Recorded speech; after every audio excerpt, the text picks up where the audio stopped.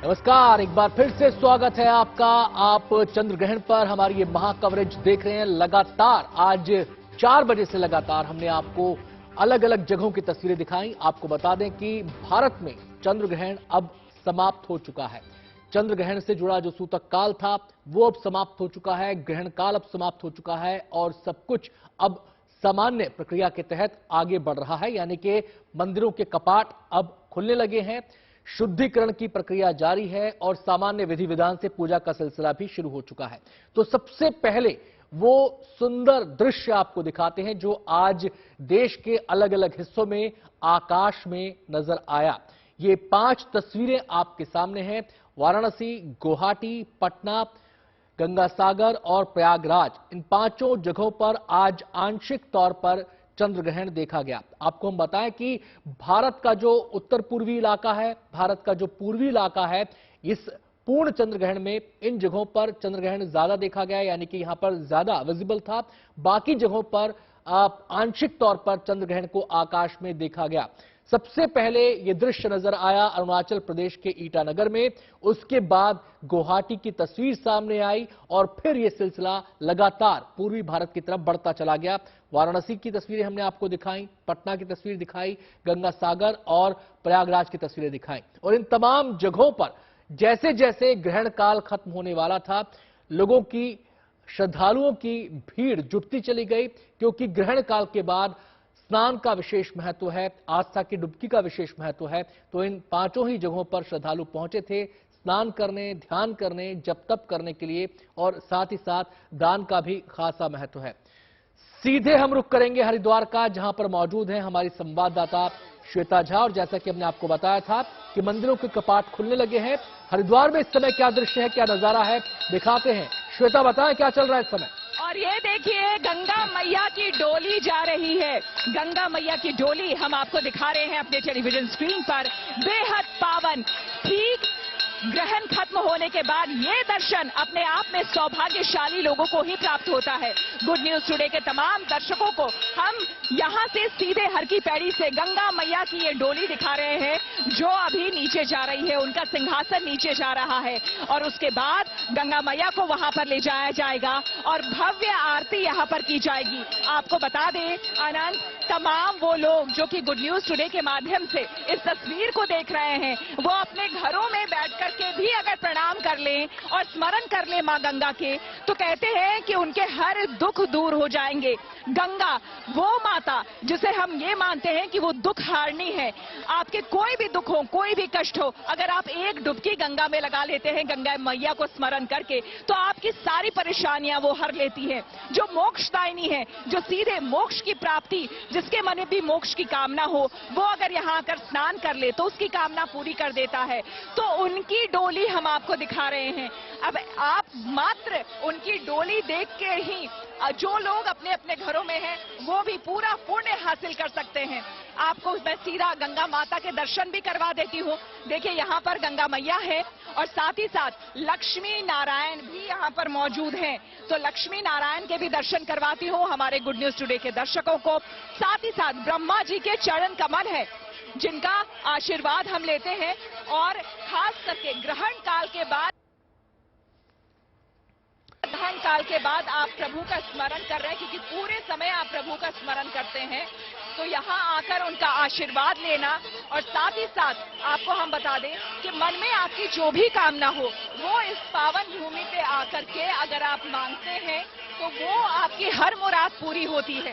तो आज खास करके आप देखिए, तैयारियां पूरी हो गई है। ये जो आप दीप देख रहे हैं, लगभग देखिए, ये सिर्फ ये जो मैं आपको बत्ती दिखा रही हूँ, ये 300 बत्तियां हैं और 365, और ये जो पूरा ये तैयार किया गया है यहाँ आरती के लिए, इसमें लगभग 1100 बत्तियां यहाँ पर लगाई गई हैं घी डाल करके, और साथ ही साथ कपूर भी इसमें डाला गया है और इसे तैयार किया गया है। अब थोड़ी देर में इसे नीचे ले जाया जाएगा और इस तरह के अनगिनत आपको हम बता दें दीपमालाएं वहां पर अभी ले जाई जाएंगी और मां गंगा की भव्य आरती अभी वहां पर की जाएगी।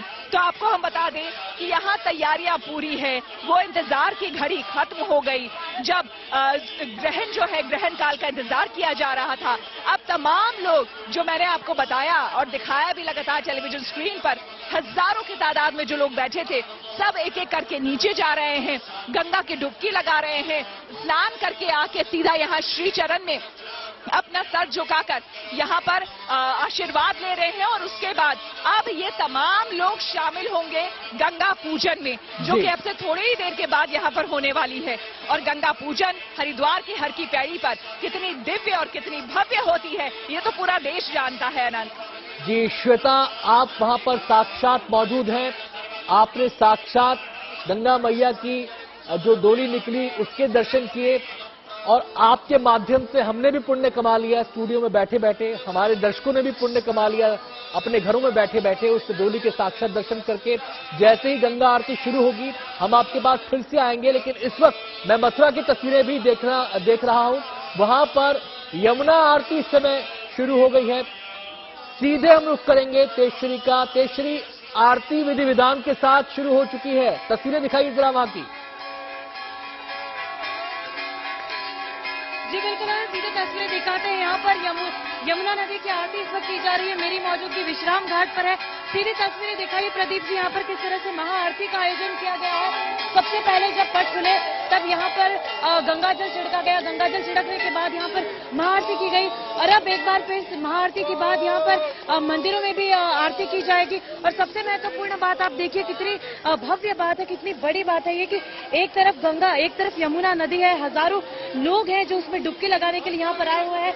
चंद्र ग्रहण का दिन है और अब यहाँ पर देखिए चंद्र ग्रहण नजर कुछ देर के लिए आया था, लेकिन अब यहाँ पर बहुत ही तेज बारिश जो है वो शुरू हो चुकी है। बावजूद इसके लोगों में जो उत्साह है, जो उमंग है, वो जरा सा भी कम नहीं हुआ है। आरती लेने के लिए लोग यहाँ पर आ रहे हैं। यहाँ पर हम कुछ लोगों से बात करेंगे और उनसे जानने की कोशिश करेंगे। उससे पहले हम आपको सीधे उस मंदिर की तस्वीरें दिखाते हैं जो कहा जाता है कि सबसे भव्य और प्राचीन मंदिर है यहाँ का, जिस विश्राम घाट पर इस वक्त मेरी मौजूदगी है। सीधे तस्वीरें दिखाई यहाँ पर श्री कृष्ण की। देखिए यहाँ पर ये तस्वीर देखिए, ये हम सीधे तस्वीरें दिखा रहे हैं। यमुना जी के मंदिर की तस्वीरें हैं। पूरी तरह से सजाया गया है, उन्हें श्रृंगार किया गया है। 16 श्रृंगार के बाद उन्हें उनकी यहाँ पर अब फिर से जो है वो आरती की जाएगी। पहले यमुना जी की आरती की गई, यमुना जी की आरती के बाद अब यहाँ पर जो है हर एक मंदिर जो जितने भी यहाँ पर बने हुए हैं उसके बाद यहाँ पर जो है आरती के बाद प्रसाद वितरण का भी आयोजन किया जाएगा। ये बताइए, इस मंदिर आप कितने सालों से आ रहे हैं यहाँ पर? हम यहाँ बचपन से आ रहे हैं। यहाँ का स्वरूप है भगवान श्री यमुना जी। सिर पे तो माथे पर मुकुट है, कानन में कुंडल है, नाक पे नत्य है। श्री यमुना जी सदा विराजमान ब्रज में है। और आज चंद्र ग्रहण के बाद यहाँ पर आपने आरती देखी, तमाम चीजें देखी, अब किस तरह की अनुभूति है? यहाँ पर ये अद्भुत संयोग है जो देवताओं के लिए भी दुर्लभ है। यह विश्राम घाट देवताओं के लिए दुर्लभ है। यह अहो मधुपुरी धन्या वैकुंठे अग्रे रची बिना कृष्ण प्रसादे न क्षण एकम न तिष्ठति। यहाँ भगवान की कृपा के बिना एक पल भी कोई रह नहीं सकता। यह यहाँ पर अभी कुछ देर पहले मौसम बिल्कुल साफ था, बहुत तेज बारिश हो रही है, फिर भी लोगों में जरा सा भी उत्साह उमंग की कमी नहीं हुई। यही तो भगवान का आनंद है, यही तो जीवन का आनंद है। हमारे यहाँ कहते हैं नंद घर आनंद भयो जय कन्हैया लाल। तो कन्हैया लाल का कोई भजन सुना पाएंगे आप? हाँ, सुनाइए। कृष्ण केशव कृष्ण केशव कृष्ण केशव पाहि मां। तेजश्री आपके पास लौटे हैं। जी, लगता है वहां पर सिग्नल्स में भी दिक्कत आ रही है क्योंकि बरसात इस समय मथुरा में हो रही है, लेकिन उत्साह उमंग में श्रद्धालुओं की कमी नहीं है। भजन कीर्तन वहां पर चल रहा है और जैसा कि तेजश्री दिखा रही थी, मंदिरों के कपाट वहां पर खुल चुके हैं। हरिद्वार से सीधी तस्वीरें हमने आपको दिखाई जहां पर अभी मां गंगा की पालकी वहां से निकली थी और वहां पर भी पूजा अर्चना का सिलसिला शुरू हो चुका है। सीधे हम रुख करेंगे, समर्थ का हम रुख कर लेते हैं। प्रयागराज में समर्थ श्रीवास्तव मौजूद हैं। समर्थ, हम देख पा रहे हैं हरिद्वार में मंदिरों के कपाट खुल गए हैं, मथुरा में आरती हो चुकी है, मंदिरों के कपाट खुल गए हैं, भक्तों में भारी उल्लास वहां पर देखा जा रहा है। इस समय प्रयागराज में क्या स्थिति है? प्रयागराज में क्या मंदिरों के कपाट खुलने का सिलसिला शुरू हो चुका है क्योंकि ग्रहण काल तो खत्म हो गया है? देखिए, प्रयागराज में मंदिरों के कपाट खुलने का सिलसिला शुरू हो गया है, पर लेटे हुए हनुमान जी जो कि सबसे बड़े और प्रख्यात मंदिरों में से एक माने जाते हैं प्रयागराज के, उनके कपाट खुलेंगे 8:30 बजे। पर पहले तस्वीर में आपको एक बार दिखा दूं कि मेरी मौजूदगी इस वक्त संगम तट पर है और कैमरामैन संजय अब कैमरा पैन करेंगे चांद की तरफ। 6:19 का वो समय था जब चंद्र ग्रहण जो है यहां पर खत्म हुआ था और अब जो तस्वीर आप चांद की देख रहे हैं उस तस्वीर को आपने जब देखा होगा तो आपको आधा चांद नजर आ रहा होगा क्योंकि आंशिक चंद्र ग्रहण यहां पर लगा था। पर अब आपको एक पूर्ण दमकता चमकता हुआ चांद यहां पर अंधेरे के बीच से प्रकाश लाता हुआ चांद साफ साफ नजर आ रहा होगा। सामने की तरफ आप जिस तरह से चांद को देख रहे हैं, धीरे धीरे जब हम नीचे आते हैं आपको आरतियां दिखेंगी, तमाम तरीके के लोग पूजा अर्चना कर रहे हैं, दिए बिछा रहे हैं, दिए लगा रहे हैं और विभिन्न तरीके की जो पूजा अर्चना के तरीके हैं वो सारे अपना रहे हैं यहाँ पर, क्योंकि ये एक शुभ माना जाता है। कहा जाता है कि जब चंद्र ग्रहण खत्म होता है तो आप अगर स्नान करते हैं, गंगा मां का आशीर्वाद लेते हैं, क्योंकि ये जो तट है ये संगम तट।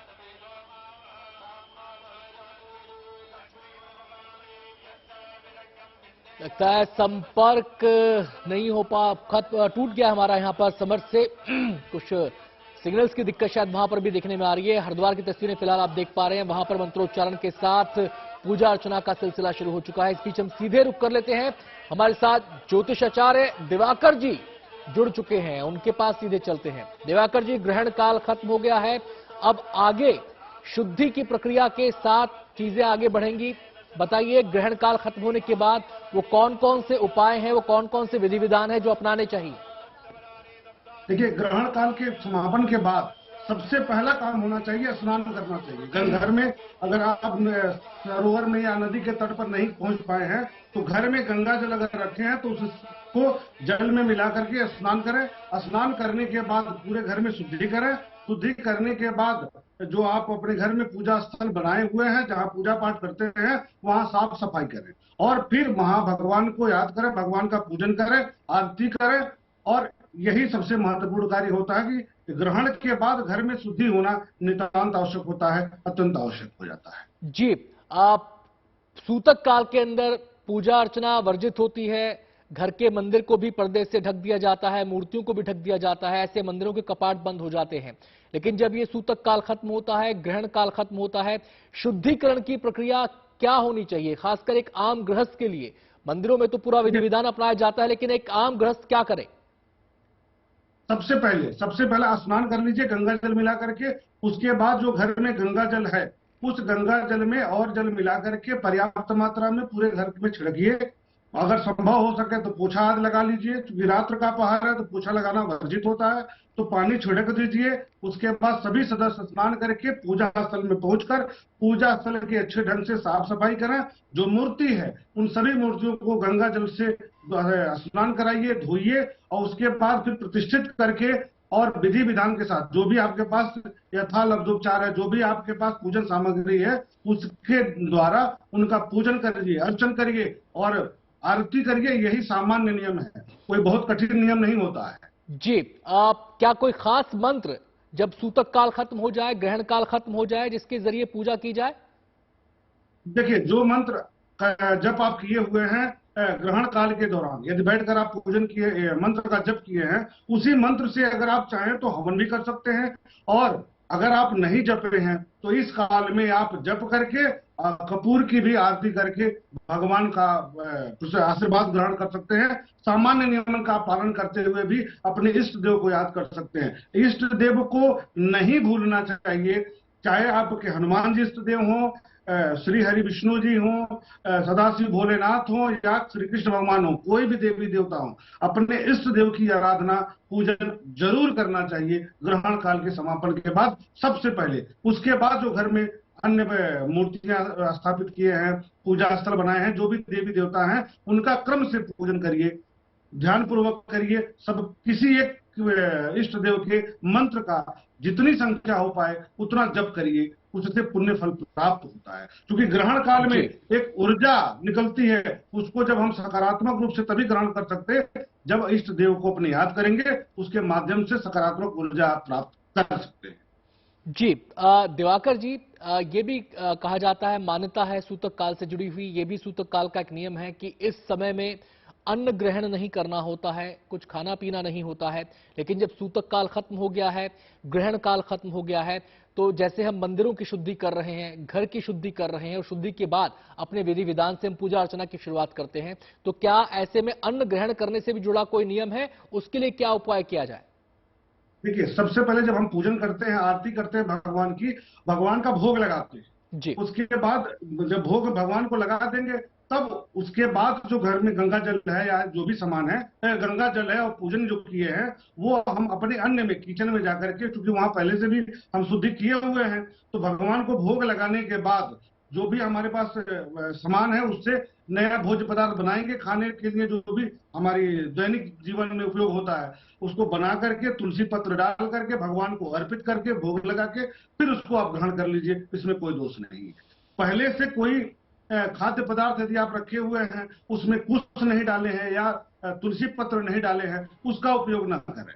लेकिन अगर खाने योग्य कोई पदार्थ है, इसमें तुलसी पत्र या कुशा आप डाले हुए हैं, तो उसका उपयोग आप भगवान का भोग लगाने के बाद बिल्कुल कर सकते हैं।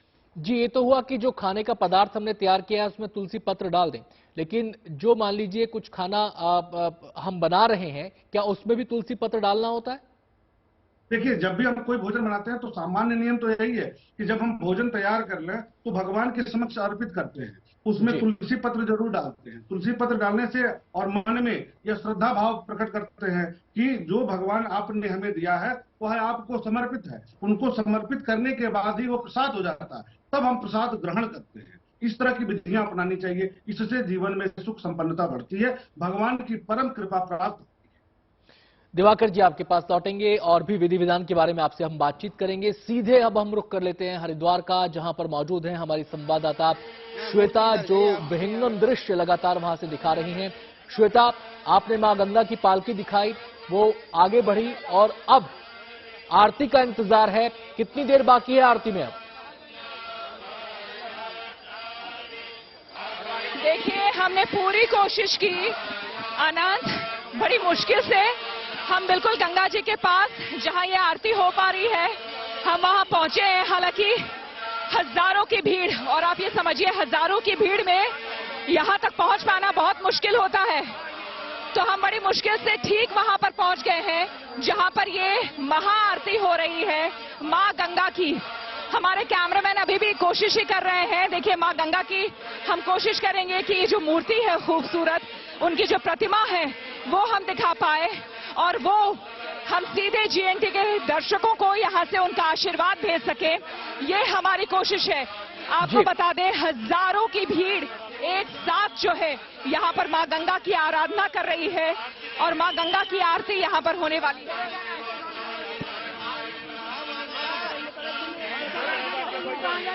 मैडम को जाने दीजिए बाबा। चलिए श्वेता, आप कोशिश कीजिए और नजदीक आने की, और नजदीक जाने की आप कोशिश कीजिए। हम आपके पास फिर से लौटेंगे। हम सीधे अब रुख कर लेते हैं मथुरा का, और वहां पर भी इस समय मंदिर में पूजा अर्चना चल रही है पूरे विधि विधान के साथ, और भक्तों में भी काफी उल्लास और उमंग वहां पर देखी जा रही है। तेजश्री, आप इस समय जहां मौजूद हैं, ये कौन सा मंदिर है? क्योंकि मथुरा में तो बहुत सारे मंदिर हैं, यमुना तट के पास ये मंदिर है, ये कौन सा मंदिर है? और इस समय मंदिर के कपाट खुल चुके हैं, पूजा अर्चना शुरू हो चुकी है, क्या इस समय वहां पर नजारा है? जी आनंद, मेरी मौजूदगी इस वक्त प्राचीन मुख्य मंदिर में है, जहां पर सीधी तस्वीरें हम एक बार फिर से हमारे दर्शकों को दिखाएंगे। यमुना का मंदिर है ये, यहाँ पर पहले यमुना आरती की गई, यमुना जी की आरती की गई, और अब उसके बाद जो है आरती के बाद उन्हें उनका श्रृंगार करके गंगाजल से उन्हें धोया गया, गंगाजल से पूरे मंदिर को साफ किया गया, मंदिर के पट खोले गए, उस पर भी जो है गंगाजल छिड़का गया। और उसके बाद यहाँ पर आगे की तरफ आकर हम आपको तस्वीरें दिखाएंगे किस तरह से यहाँ पर आरती के बाद का नजारा देखिए कि यहाँ पर कई सारे मंदिर हैं, अलग अलग जगह से लोग यहाँ पर आए हुए हैं। कोई मध्य प्रदेश से आया हुआ है, कोई उत्तर प्रदेश के अलग अलग कोने से आया हुआ है, कोई दिल्ली एनसीआर से आया हुआ है, और ज्यादातर लोगों का यही कहना पड़ रहा है कि यहाँ पर जिस तरह का माहौल है वो देखकर यही लगता है कि बस यहीं पर रुका जाए। और सबसे बड़ी बात आपको बता दें ये है कि यहाँ पर कुछ वक्त पहले बारिश शुरू हो गई थी, लेकिन बारिश भी बहुत तेज बारिश हुई, और तेज बारिश के बावजूद यहाँ पर लोगों का जो उत्साह है, उमंग है, जोश है, उसमें मैं आ रहा हूँ श्वेता के पास। श्वेता के पास हमें जाना होगा। तेजश्री, हमें श्वेता के पास जाना होगा हरिद्वार। मुझे लगता है श्वेता आरती स्थल के करीब पहुंच गई हैं। जी श्वेता, मुझे लगता है अब और बेहतर तस्वीरें हमें देखने को मिलेंगी। हम बिल्कुल बेहतर क्या, बेहतरीन तस्वीरें सीधे जीएनटी के दर्शकों को मैं दिखा रही हूँ। देखिए मां गंगा साक्षात इन्हीं की डोली अभी अभी थोड़ी देर पहले हमने दिखाई थी और अब मां गंगा की आरती यहाँ पर होने वाली है। उनके चरण को स्पर्श कर पाना, इनका आशीर्वाद ले पाना अपने आप में बहुत बड़ी बात है और बड़ी मुश्किल से लेकिन हम यहाँ पर पहुंच चुके हैं और यहीं पर वो भव्य गंगा आरती हर रोज होती है। लेकिन आज के दिन की बात ही अलग है आनंद, जैसा कि हम सभी जानते हैं। सुबह से हम कोशिश कर रहे थे कि इस पल को हम खुद देखें, हम साक्षी बने इसके और आखिरकार मां गंगा ने हमें यहाँ बुला ही लिया और हम उनकी इस भव्य आरती में शामिल हो पाएंगे, साक्षी हो पाएंगे। ये हमारा सौभाग्य है। आपको बता दें कि तमाम यहाँ पर पंडित जो है वो मौजूद है। यहाँ पर 11 पंडित विशेष करके इनको बुलाया जाता है और ये 11 पंडित यहाँ पर अभी दुग्धाभिषेक करेंगे, जलाभिषेक करेंगे और उसके बाद यहाँ पर मां गंगा की भव्य आरती की शुरुआत होगी। जैसा कि कल हमने आपको देव दीपावली के दिन में दिखाया था और बताया था। साथ ही साथ आपको बता दें ये हजारों लोग गंगा मैया के दोनों ही तरफ, मैं अपने कैमरामैन को कहूंगी अगर वो मेरी आवाज सुन पा रहे हैं कि गंगा मैया के दोनों ही तरफ आप देखिए घाटों पर हजारों लोग और उनकी आंखों में वो आस्था की झलक आपको देखने को मिलेगी। इंतजार, वो जो लंबा इंतजार था, देखिए जय गंगे मैया की जय।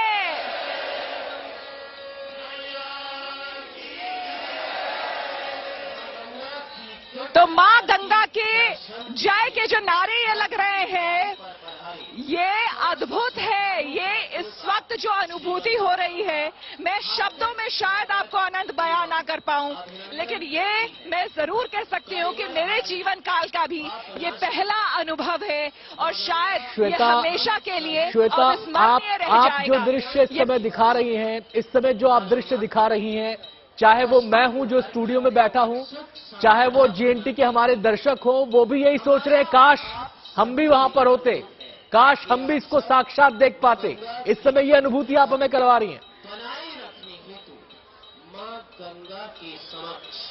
बिल्कुल बिल्कुल आनंद, मैं समझ सकती हूँ इस भावना को और यहाँ पर एक बार फिर से मैं दर्शन करवाना चाहूंगी। इससे पवित्र, इससे निर्मल, इससे स्वच्छ और क्या हो सकता है। अब जो आप तस्वीरें देख रहे हैं, मैं अपने कैमरामैन को कहूंगी देखिए जरा ये भव्य नजारा देखिए। हाथ उठाकर अब सभी लोगों को ये जो पंडित हैं वो संकल्प दिला रहे हैं कि आप गंगा मैया को किस तरह से स्वच्छ रख सकते हैं, उनकी निर्मलता को बनाए रख सकते हैं।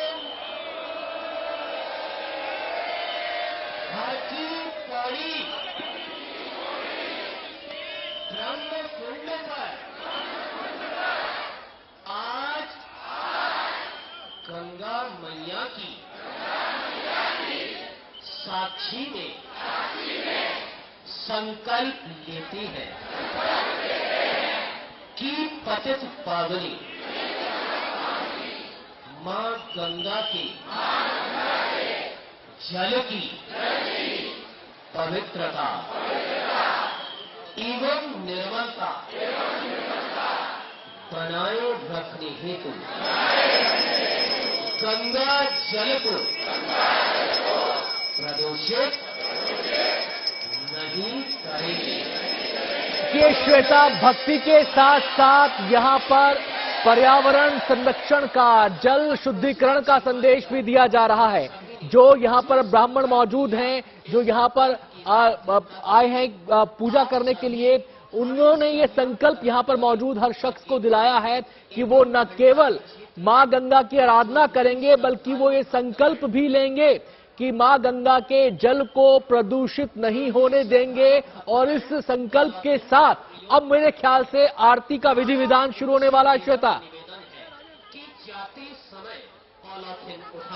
बिल्कुल अनंत, देखिए यहाँ पर भव्य दीपक मौजूद है। पंडित जी से मैं जानने की कोशिश करूंगी। पंडित जी ये बताइए, ये इसमें लगभग कितनी पत्तियां हैं? जलम समर्पयामि नमः वस्त्रम 1100 1100 बत्तियां।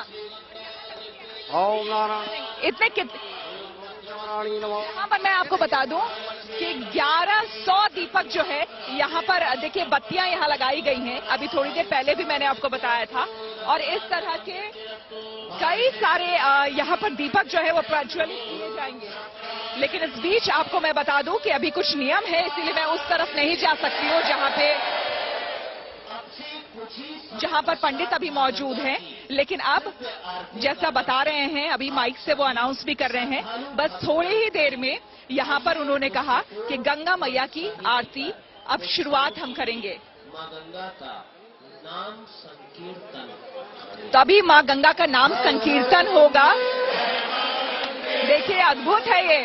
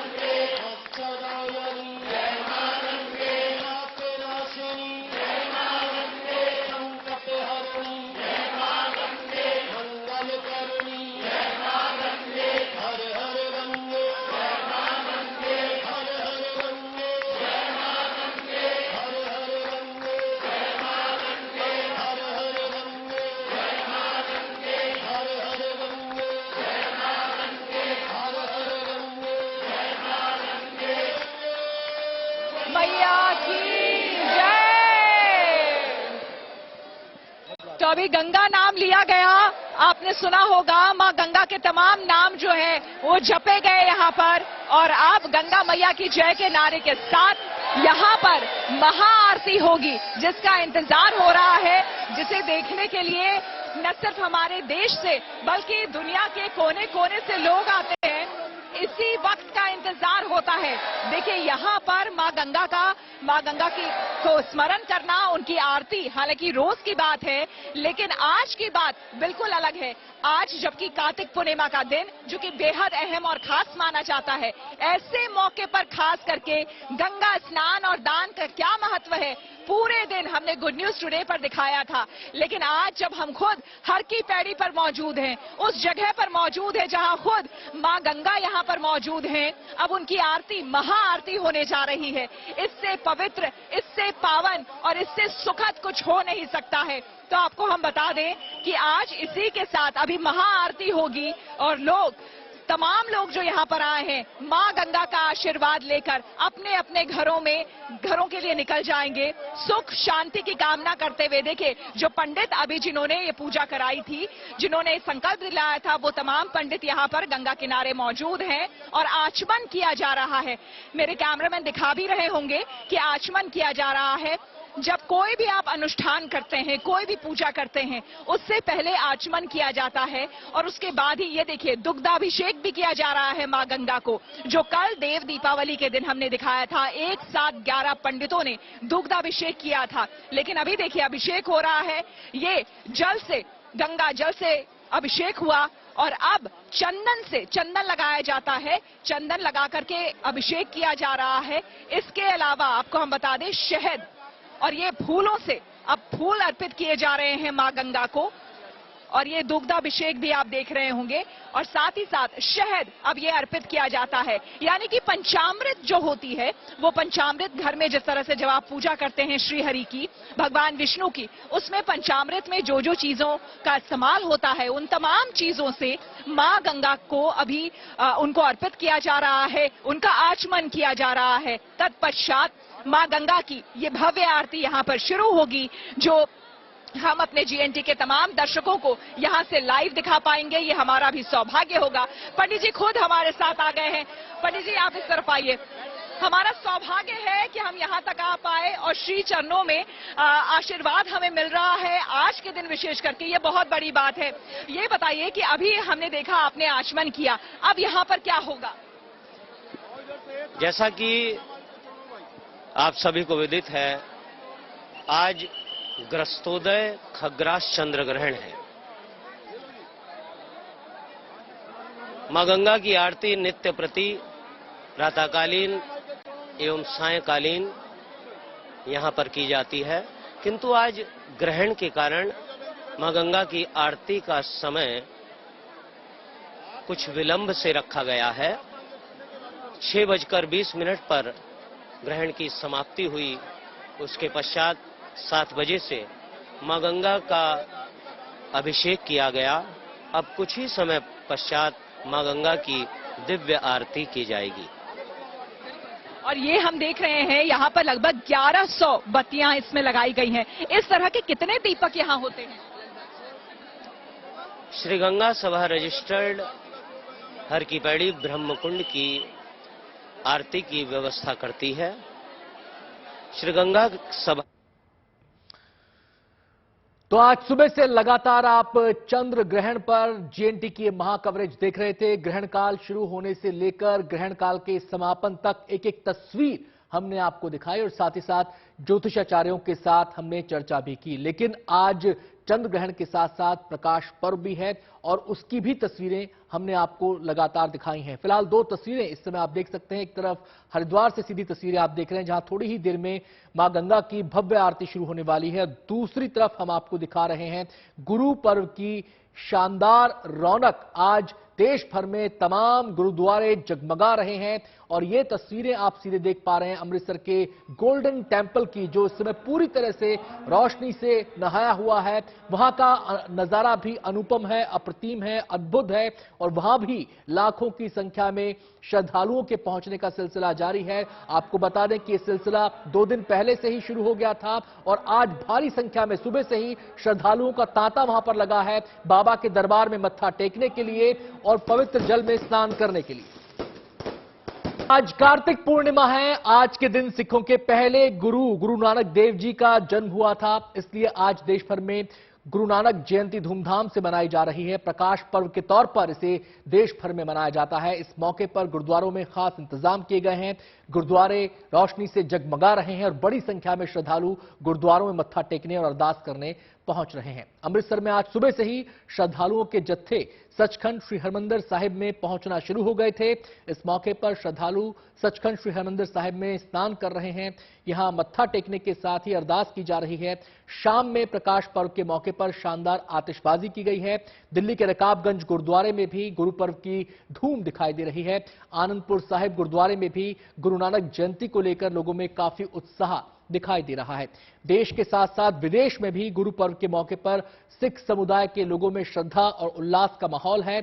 दुबई में गुरु पर्व के मौके पर गुरुद्वारे की खास सजावट की गई है। ये 4 तस्वीरें देश विदेश के गुरुद्वारों की आप अपने टीवी स्क्रीन पर देख पा रहे हैं।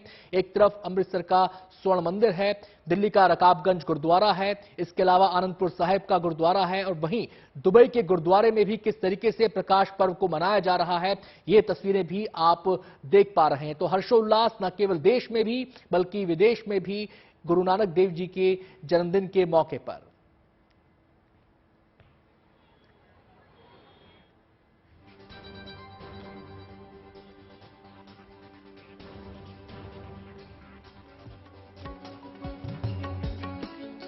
तो प्रकाश पर्व के मौके पर यह रौनक देखते ही बनती है और 3 संवाददाता इस रौनक को, इस उल्लास को दिखाने के लिए हमारे साथ मौजूद हैं। वाराणसी से नवजोत मौजूद हैं, दिल्ली से मनीष चौरसिया हैं, इसके अलावा चंडीगढ़ से ललित शर्मा हमारे साथ मौजूद रहेंगे। सबसे पहले मैं रुख करना चाहूंगा वाराणसी का, जहां पर नवजोत हैं। नवजोत, मैं यही कहूंगा कि आप कितनी सौभाग्यशाली हैं कि आप उस जगह पर मौजूद हैं। जब हम बात करते हैं गुरु नानक देव की आध्यात्मिक यात्रा की, जो लगभग 30 सालों तक चली थी, उसमें एक पड़ाव काशी का भी था, और आज आप खुद काशी में मौजूद हैं, जहां पर गुरु नानक देव जी गए थे अपना आध्यात्मिक संदेश देने के दौरान। बिल्कुल अनंत, बिल्कुल बिल्कुल सही कहा। और मेरी जो लोकेशन है इस वक्त वो है गुरु का बाग। किसी जमाने में जिस वक्त 15वीं शताब्दी में गुरु साहब यहाँ पर आए थे, उस वक्त ये बाग हुआ करता था। लेकिन उसके बाद जब यहाँ पर गुरु साहब आए, उनके प्रवचनों को सुनने के लिए बड़ी संख्या में लोग आया करते थे, तो उसके बाद इस गुरुद्वारे को बनाया गया और इसका नाम गुरु का बाग हुआ। बहरहाल मैं आपको गुरु का बाग गुरुद्वारे की तमाम तस्वीरें दिखाऊंगी। देखिए किस तरीके से श्रद्धा यहाँ पर देखी जा सकती है। पूरे गुरुद्वारे को लाइटिंग के साथ, रोशनी के साथ सजाया गया है। अंदर शबद कीर्तन चल रहे हैं इस वक्त। और एक तस्वीर और बेहद खूबसूरत मैं दिखाऊंगी। आपने जिक्र किया प्रकाश पर्व, बिल्कुल इस दिन को प्रकाश पर्व के तौर पर सिख समुदाय के तमाम लोग मनाते हैं। जरा मैं चाहूंगी इधर भी दिखाइए। देखिए प्रकाश पर्व के मौके पर यहाँ पर दिए, कैंडल, सब कुछ यहाँ पर लगाया गया है। छोटे छोटे बच्चे, बड़े लोग, हर कोई यहाँ पर आता है कैंडल्स लगाने के लिए। सतगुरु नानक प्रगटिया, मिट्टी तुंद जग चानन होया, इसी धुन के साथ यहाँ सुबह से ही लोग गुरुद्वारे में आ रहे हैं और आज प्रकाश पर्व को मनाया जा रहा है। आप लोग कहाँ से आए हैं? हेलो, हम दिल्ली से आए हैं। दिल्ली से आए हैं आप, यहाँ पर प्रकाश पर्व मनाने आए हैं? जी जी जी बिल्कुल। और क्या क्या परंपरा रहती है आज के दिन? आप लोग क्या करते हैं आज के दिन? बस वाहिगुरु जी को याद करते हैं। हाँ। बस, और लंगर छकने की कोशिश ये रहती है कि रहे, मतलब थोड़ा सा प्रसाद। यहाँ पर लंगर आप खा पाए या नहीं? नहीं, अभी तो नहीं खा पाए। नहीं खा पाए। देखिए 24 घंटे के लिए वहाँ पर भी गए थे। हाँ। और आज हम यहाँ पर भी आज यहाँ पर आए हैं। दूर दूर से श्रद्धालु। देखिए अनंत, हम कह सकते हैं कि वाराणसी में गुरुद्वारा है, लेकिन आस्था कम नहीं होती। आस्था बिल्कुल उतनी ही है। मैं एक और तस्वीर आपको यहाँ पर दिखाती हूँ। देखिए नगर कीर्तन जिस वक्त हुए थे, बहरहाल ये अंदर की तस्वीर है गुरुद्वारा साहब के, जहां पर अंदर दरबार साहब सजाए हुए हैं। लोग यहां पर पहुंच रहे हैं। कीर्तन दरबार यहां पर अभी फिलहाल चलेगा रात 12 बजे तक। 12 बजे यहां पर आतिशबाजी होगी और श्रद्धा और उत्साह के साथ इस पर्व को मनाया जाएगा। और ये वो पालकी साहब है, क्योंकि जिस दौरान नगर कीर्तन निकाला जाता है, उस दौरान इसी पालकी साहब में गुरु साहब को सजाकर फिर उसके बाद भ्रमण होता है। आपको बताऊं कि वो दौर था 15वीं शताब्दी का, जिस वक्त गुरु साहब यहाँ पर आए थे। सालग्राम विप पूज मानू, सुकृत तुलसी माला, राम नाम जप बेड़ा बांधू, दये करहु दयाला। ये तमाम ऐसे शब्द थे कुछ जो कि गुरु साहब ने कहे थे, जिसमें गुरु साहब ये बताने की कोशिश करते हैं कि जब एक पंडित उनसे ये पूछता है कि आपकी वेशभूषा हमारी तरह नहीं है तो फिर क्या उसमें अलग है, तो बताते हैं कि आपका जो सालग्राम है, पूजन है और तुलसी की माला है, वो पहनना सिर्फ एक बंजर जमीन के समान है तब तक जब तक कि आपके मन में राम का नाम नहीं, जब तक कि आप नाम सिमर नहीं करते, जब तक आप राम का नाम नहीं जपते हैं, उसके दिए हुए उपदेशों पर नहीं चलते हैं, तब तक ये सब कुछ व्यर्थ है। और वहीं से फिर इस धर्म की नींव की शुरुआत होती है, उस सोच की शुरुआत होती है कि हम कहां पर, किस जगह पर, किन कुरीतियों के बीच में घिरे हुए हैं। इसीलिए जब हम कहते हैं कि सतगुरु नानक प्रगटिया मिट्टी तुंद जग चानन, मिट्टी तुंद का मतलब क्या होता है? मिट्टी तुंद का सीधे से मतलब होता है कि वो दौर ऐसा था जब हम कुरीतियों से घिरे हुए थे। वो समाज ऐसा था जब ऊंच नीच, भेदभाव बहुत ज्यादा हुआ करता था। और इसी चीज को अंधविश्वास, जी बिल्कुल, अंधविश्वास, और अहंकार, क्योंकि गुरु साहब का जन्म कहाँ हुआ था? कुरीतियां और पाखंड से मुक्ति का संदेश, और वो पंडित परिवार में अपनी माता और पिता के, जी, मुक्ति का संदेश गुरु नानक देव जी ने दिया था।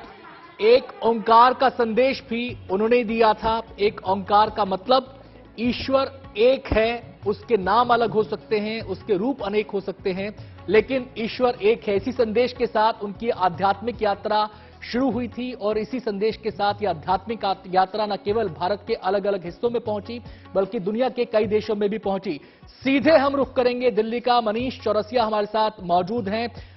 मनीष, आप इस समय दिल्ली के रकाबगंज गुरुद्वारा में शायद मौजूद हैं। वहां पर जो रौनक है, वहां पर जो हर्षोल्लास है, उसको जरा दिखाइए, उसके बारे में जरा बताइए।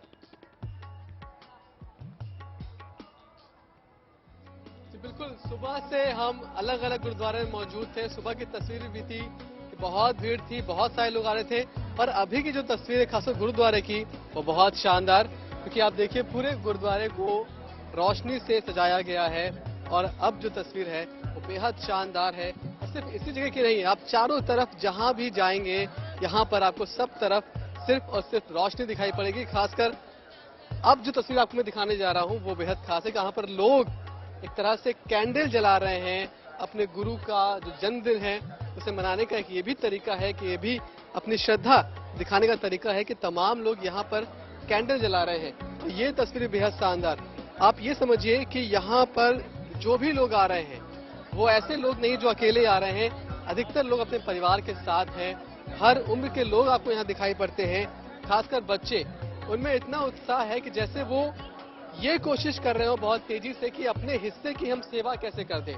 बहुत सारे बच्चे आपको यहाँ पर अलग अलग चीजें बांटते हुए दिखाई पड़ते हैं। इस पूरे प्रांगण में आप कहीं भी खड़े हो जाएं, आपके हाथ में कोई ना कोई कुछ ना कुछ देकर जाएगा, क्योंकि हर तरफ एक तरह से छोटा छोटा लंगर चल रहा है। देखिए ये तस्वीर आपको दिखाऊंगा यहाँ पर।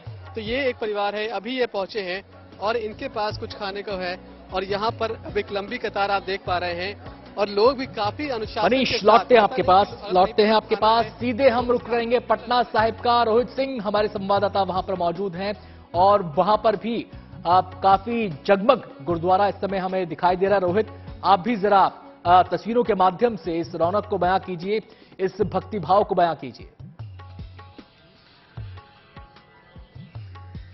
जी आनंद, इस वक्त हम पटना के हांडी साहिब गुरुद्वारे में मौजूद हैं और ये वही जगह है जहाँ पे गुरु गोविंद सिंह पटना सिटी में उनका जन्म हुआ था। लेकिन 7 साल की उम्र में जब गुरु गोविंद सिंह वहाँ से पंजाब के लिए निकले थे तो यही उनका पहला पड़ाव था। 20 किलोमीटर दूर, पटना से दूर, गुरुद्वारा हांडी साहिब। और इसकी कहानी भी आपको हम दिखा रहे हैं। कहानी दरअसल ये है कि 1100 लोगों के साथ जब 7 साल की उम्र में गुरु गोविंद सिंह पंजाब जा रहे थे तो यहाँ जमुना देवी नाम की एक बूढ़ी महिला थी जो उनकी भक्त थी और उन्हें समझ में नहीं आया कि गुरु को क्या खाना खिलाएं। हांडी में उस समय खिचड़ी पक रही थी, 1100 लोग थे तो उन्हें उसने खिचड़ी खिलाया। लेकिन गुरु की कृपा ऐसी रही कि 1100 लोग खिचड़ी को चखा उन लोगों ने, लेकिन हांडी में खिचड़ी खत्म नहीं हुई और इसीलिए इस गुरुद्वारे का नाम गुरुद्वारा हांडी साहिब रखा गया।